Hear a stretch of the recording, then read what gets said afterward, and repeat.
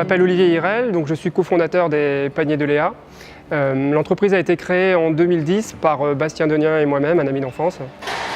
L'idée première des Paniers de Léa était de proposer des paniers de fruits et légumes et des produits artisanaux aux consommateurs de la métropole lilloise. Alors aujourd'hui, les Paniers de Léa, c'est des livraisons de corbeilles de fruits pour les poser collaborateurs. Ce sont des animations et des ateliers LC autour du bien-être par l'alimentation. Et puis c'est aussi un accompagnement dans la durée pour donner les clés d'une meilleure alimentation pour les collaborateurs.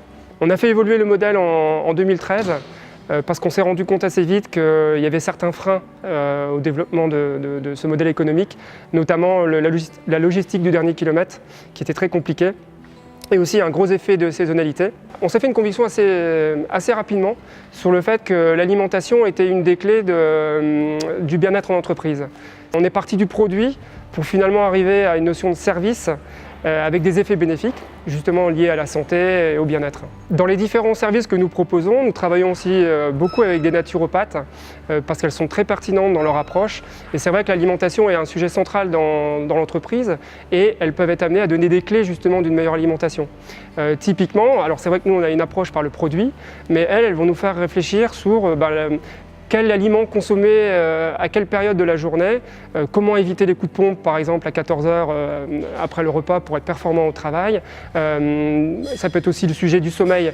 Et en fait, de par leur approche qui est quand même assez novatrice, elles permettent de faire le lien entre le produit, donc les fruits et légumes, et le comportement et les clés d'un bien-être amélioré. Et finalement, notre modèle économique, on l'a complètement transformé en ne pensant plus forcément à l'aspect volumique, à livrer un nombre de corbeilles de fruits ou livrer des petits déjeuners, mais par contre à réfléchir quels sont les effets bénéfiques pour l'entreprise et comment on peut y arriver, comment on peut améliorer le bien-être en entreprise et avec qui. Sur les sujets d'alimentation au travail, nous avons beaucoup de partenaires. On peut citer l'Institut Pasteur, différents organismes de prévoyance de santé, la restauration collective aussi beaucoup.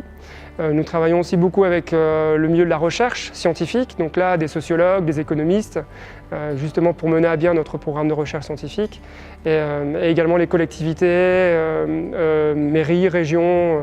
Nous étions 3 au commencement de l'aventure en 2010, aujourd'hui nous sommes 13, donc 13 collaborateurs.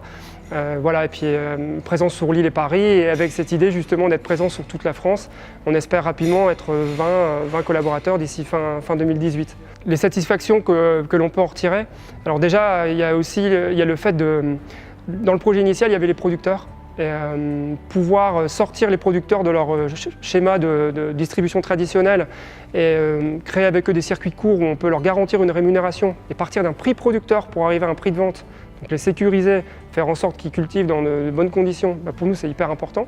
Et finalement, malgré l'évolution du modèle économique, on a toujours ce socle-là avec eux et le partenariat s'est intensifié. La satisfaction aussi de voir les collaborateurs qui nous suivent dans le projet, qui adhèrent, et qui sont toujours fidèles, et bon, l'équipe s'étoffe de plus en plus.